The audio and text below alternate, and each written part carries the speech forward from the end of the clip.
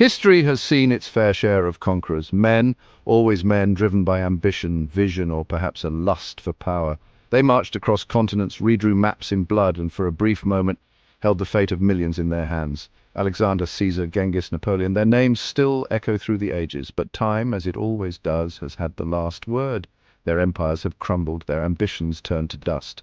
What then can we learn from their dazzling ascents and inevitable fall? These men were not born conquerors. They were shaped by circumstance, ambition, and opportunity. Alexander, tutored by Aristotle, inherited a powerful kingdom and a thirst for knowledge. Caesar, a cunning strategist, rose through the ranks of a turbulent Roman Republic. Genghis Khan, forged in the crucible of tribal warfare, united the nomadic tribes of Mongolia under his banner. Napoleon, a master of artillery and tactics, emerged from the chaos of the French Revolution. Their stories, though separated by centuries and continents, share a common thread: the relentless pursuit of power and the ephemeral nature of glory.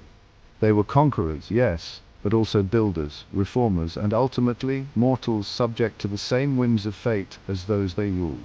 In the annals of history, their names are etched in stone, but what do their stories tell us about the nature of power, the allure of conquest, and the enduring legacy of empires lost?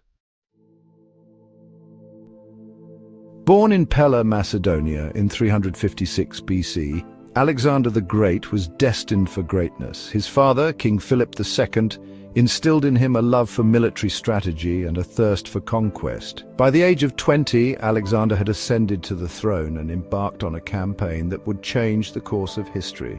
He led his armies across Persia, Egypt, and into India, crushing all opposition. Alexander was known for his tactical brilliance, personal courage, and his ability to inspire unwavering loyalty in his troops. He adopted local customs and married into conquered families, seeking to create a vast, interconnected empire, yet his ambition knew no bounds. Exhaustion, illness, and perhaps the weight of his own ambition caught up with him. In 323 BC, at the age of 32, Alexander the Great succumbed to a mysterious illness in Babylon. His vast empire, lacking a clear successor, was divided amongst his generals. Alexander's dream of a unified world died with him, but his legend lived on. Gaius Julius Caesar, born into a patrician Roman family in 100 BC, rose to prominence through a combination of military prowess, political acumen, and ruthless ambition. He conquered Gaul, repelled Germanic invasions, and even launched a daring raid on Britain. Caesar's victories expanded Roman territory and filled the coffers of the Republic. However, his growing power and popularity aroused the suspicion and envy of his rivals in the Roman Senate. On March 15, 44 BC, the Ides of March, Julius Caesar was assassinated by a group of senators led by Brutus and Cassius. They feared his growing power and believed they were saving the Roman Republic from tyranny. Ironically, Caesar's assassination triggered a series of civil wars that ultimately led to the rise of his adopted son, Octavian, as the first Roman Emperor Augustus. Caesar's assassination serves as a stark reminder that even the most powerful individuals are vulnerable to betrayal and the machinations of their enemies. Section 4. Genghis Khan, Lord of the Eurasian Steppes. Born Temujin in 1162 AD, Genghis Khan united the warring Mongol tribes through a combination of military skill, political savvy, and an unyielding belief in his destiny. He led his nomadic warriors on a wave of conquests that stretched from the Pacific Ocean to Eastern Europe. Genghis Khan was a ruthless conqueror, but also a shrewd ruler who valued loyalty, meritocracy, and the rule of law. He established a legal code, the Yasa, which promoted religious tolerance and established a meritocratic system of governance. The Mongol Empire he created facilitated trade along the Silk Road and fostered cultural exchange between East and West. Genghis Khan died in 1227, his death shrouded in mystery. Some accounts claim he died from injuries sustained in a hunting accident, while others point to illness or wounds sustained in battle. His empire, however, continued to expand under his successors, forever altering the political and cultural landscape of Eurasia.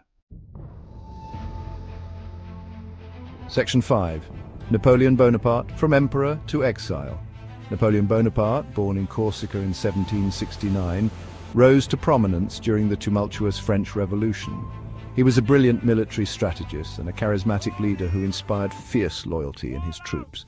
Napoleon's victories in Italy and Egypt cemented his reputation as a military genius. He crowned himself Emperor of France in 1804 and continued his conquests, redrawing the map of Europe. In the process, Napoleon's ambition ultimately proved his undoing. His invasion of Russia in 1812 ended in disaster, with his Grande Armée decimated by the harsh Russian winter and relentless attacks. Defeated at the Battle of Leipzig in 1813, Napoleon abdicated and was exiled to the island of Elba. He escaped in 1815 and returned to France, rallying his former troops for one last stand. Napoleon's final defeat came at the Battle of Waterloo in 1815. This time, he was exiled to the remote island of St. Helena in the South Atlantic.